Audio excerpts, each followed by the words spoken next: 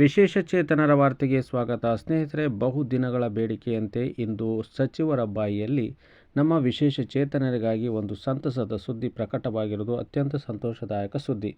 ಈ ಸುದ್ದಿ ನಿಮಗಾಗಿ ಬಹಳಷ್ಟು ಮಂದಿ ಈ ಸುದ್ದಿಗಾಗಿ ಕಾಯ್ತಾ ಇದ್ದರು ಸ್ನೇಹಿತರೆ. ಈ ಸುದ್ದಿ ಕೊನೆಗೂ ಕೂಡ ಒಬ್ಬ ಪ್ರಭಾವಿ ಸಚಿವರಿಂದ ಬಂದಿದೆ. ಹಾಗಾಗಿ ಆ ಸುದ್ದಿ ಏನು, ಯಾರಿಗೆಲ್ಲ ಇದರಿಂದ ಅನುಕೂಲ ಆಗಲಿದೆ ಅಂತಕ್ಕಂಥ ಮಾಹಿತಿಯನ್ನು ನಿಮಗೆ ಈ ವಿಡಿಯೋದಲ್ಲಿ ತಿಳಿಸ್ತಾ ಹೋಗ್ತೀನಿ. ನಮ್ಮ ಚಾನಲ್ ವಿಶೇಷ ಚೇತನರ ವಾರ್ತೆ ಪ್ರಥಮ ಬಾರಿ ವೀಕ್ಷಣೆ ಮಾಡ್ತಾ ಇರೋದು ದಯವಿಟ್ಟು ನಮ್ಮ ಚಾನಲನ್ನು ಸಬ್ಸ್ಕ್ರೈಬ್ ಮಾಡ್ಕೊಳ್ಳಿ. ಈ ವಿಡಿಯೋಗೆ ಒಂದು ಲೈಕ್ ಕೊಡಿ ಮತ್ತು ನಿಮ್ಮ ಅನಿಸಿಕೆ ಅಭಿಪ್ರಾಯವನ್ನು ಕಾಮೆಂಟ್ ಬಾಕ್ಸಲ್ಲಿ ತಪ್ಪದೇ ಹಾಕಿ. ಸ್ನೇಹಿತರೆ, ಬನ್ನಿ, ನಮ್ಮ ಪ್ರಭಾವಿ ಸಚಿವರೊಬ್ಬರು ನಮ್ಮ ವಿಶೇಷ ಚೇತನರ ಬಗ್ಗೆ ಒಂದು ಕಾಳಜಿ ಭರಿತ ಮಾತನ್ನು ಮುಖ್ಯಮಂತ್ರಿಗಳ ಗಮನಕ್ಕೆ ತಂದಿದ್ದಾರೆ.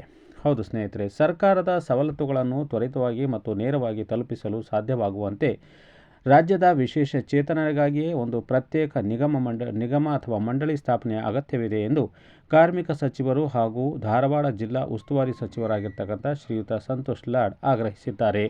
ಈ ವಿಷಯದ ಸಂಬಂಧ ಶುಕ್ರವಾರ ಮುಖ್ಯಮಂತ್ರಿಗಳಿಗೆ ಪತ್ರದ ಮೂಲಕ ಮನವಿ ಮಾಡಿರುವ ಸಚಿವರು, ಸದ್ಯ ವಿಶೇಷಚೇತನರು ಇಲಾಖೆಯು ಮಹಿಳಾ ಮತ್ತು ಮಕ್ಕಳ ಅಭಿವೃದ್ಧಿ ಇಲಾಖೆ ಹಾಗೂ ವಿಕಲಚೇತನರನ್ನು ಒಳಗೊಂಡ ಇಲಾಖೆಯಲ್ಲಿ ಇರುವುದರಿಂದ ಈ ಇಲಾಖೆಯು ಬಹಳ ದೊಡ್ಡ ಇಲಾಖೆಯಾಗಿರುವುದರಿಂದ ತ್ವರಿತಗತಿಯಲ್ಲಿ ವಿಶೇಷಚೇತನರ ಹಕ್ಕುಗಳ ಜಾರಿ ಸೂಕ್ತ ಕಾಲದಲ್ಲಿ ತಲುಪಿಸಲು ತೊಂದರೆ ಆಗ್ತಾ ಇದೆ ಎಂದು ಪತ್ರದಲ್ಲಿ ಅವರು ವಿವರಿಸಿದ್ದಾರೆ.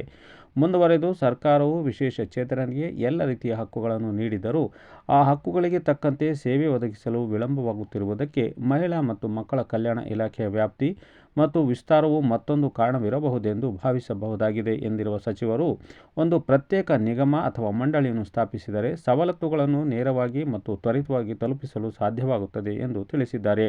ಈ ಕುರಿತು ಸಂಬಂಧಪಟ್ಟವರಿಗೆ ಸೂಕ್ತ ನಿರ್ದೇಶನ ನೀಡಬೇಕೆಂದು ಅವರು ಮುಖ್ಯಮಂತ್ರಿಗಳಿಗೆ ಕೋರಿದ್ದಾರೆ. ಸ್ನೇಹಿತರೆ,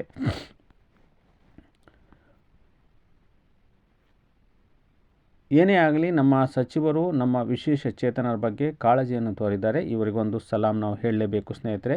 ತ್ವರಿತವಾಗಿ ಸರ್ಕಾರ ನಮ್ಮ ವಿಶೇಷ ಚೇತನರ ಮತ್ತು ಹಿರಿಯ ನಾಗರಿಕರ ಸಬಲೀಕರಣ ಇಲಾಖೆಗೆ ಹೆಚ್ಚಿನ ಒತ್ತನ್ನು ಕೊಟ್ಟು ಪ್ರತ್ಯೇಕ ಅಭಿವೃದ್ಧಿ ನಿಗಮವನ್ನು ಸ್ಥಾಪನೆ ಮಾಡಬೇಕು ಮತ್ತು ವಿಶೇಷ ಚೇತನರ ಇಲಾಖೆಯಲ್ಲಿ ಕರ್ತವ್ಯ ನಿರ್ವಹಿಸ್ತಾ ಇರತಕ್ಕಂಥ ಗ್ರಾಮೀಣ ವಿವಿಧೋದ್ದೇಶ ನಗರ ಪುನರ್ವಸತಿ ಕಾರ್ಯಕರ್ತರ ಸೇವಾ ಭದ್ರತೆಯನ್ನು ಅವರು ಮಾಡಬೇಕು ಮತ್ತು ಪ್ರತ್ಯೇಕ ಅಭಿವೃದ್ಧಿ ನಿಗಮವನ್ನು ಆದಷ್ಟು ಕೂಡಲೇ ಜಾರಿಗೆ ತರಬೇಕು ಅಂತ ಹೇಳ್ಬಿಟ್ಟು ನಮ್ಮ ಒತ್ತಾಯವು ಕೂಡ ಬಹಳ ದಿನದಿಂದ ನಡೀತಾ ಇದೆ.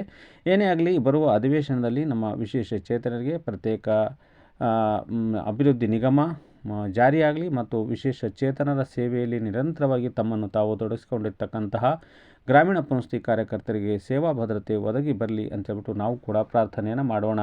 ಈ ವಿಡಿಯೋ ಬಗ್ಗೆ ತಮ್ಮ ಅನಿಸಿಕೆ ಅಭಿಪ್ರಾಯವನ್ನು ತಪ್ಪದೆ ಕಾಮೆಂಟ್ ಬಾಕ್ಸಲ್ಲಿ ಬರೆದು ಹಾಕಿ. ಜೈ ಹಿಂದ್, ಜೈ ಕರ್ನಾಟಕ ಮಾತೆ.